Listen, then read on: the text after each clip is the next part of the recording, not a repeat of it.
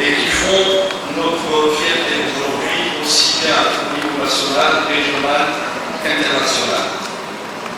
Je citerai au passage les progrès réalisés en matière de développement des moyens de la recherche halieutique et qui ont permis à l'Institut national de la recherche halieutique d'améliorer ses résultats de suivi et d'évaluation des ressources et de fournir des recommandations scientifiques régulières pour la gestion adaptative des stocks commerciaux les plus importants.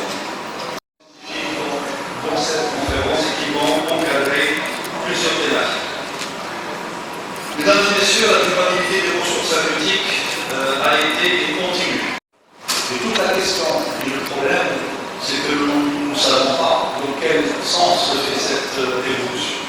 Donc le secteur se doit de suivre de manière précise. Nous avons tout un ensemble de symptômes aujourd'hui, tout un ensemble d'observations scientifiques qui montrent qu'il y a véritablement des changements sous l'effet d'un certain nombre de facteurs qui évoluent, notamment la question de la température mondiale.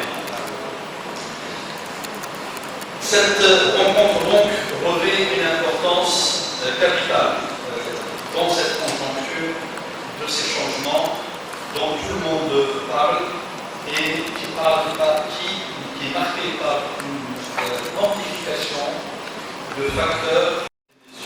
C'est avec un immense plaisir de partager avec vous cette séance inaugurale